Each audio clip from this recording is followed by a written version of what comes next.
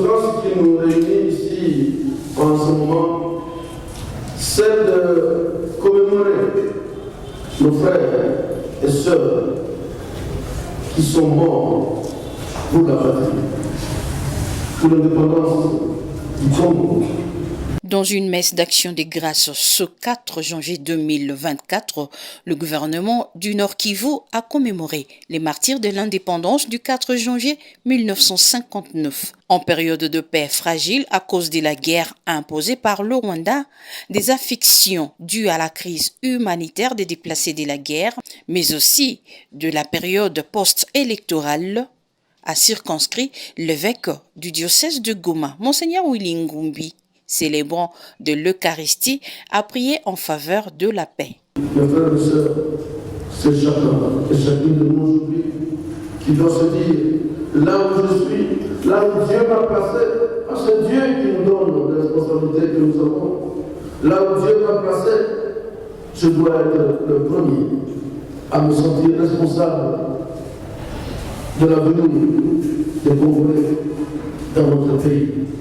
L'occasion pour le vice-gouverneur autorité provinciale à cette célébration eucharistique d'énumérer le martyr de l'indépendance tout en expliquant le sens du mot martyr et en exhortant la population à aspirer le meilleur pour l'avenir. Personne qui a été torturée ou tuée pour une cause à laquelle elle s'est sacrifiée. En effet, la personne s'est sacrifiée pour une cause jusqu'au sacrifice suprême. Ils ont été politiques. Pensez à Henri Patrice Lumumba, Joseph Kasavubu, Étienne Tshisekedi Wamulumba et d'autres que je ne cite pas. Ils ont été religieux. Pensez à Isidore Bakanja, à Nari Tonengapeta. Ils ont été militaires. Pensez au lieutenant-colonel Kokolo que beaucoup ont oublié.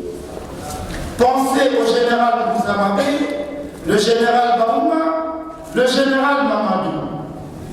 Et ils ont été anonymes. De qui parlerai-je ici?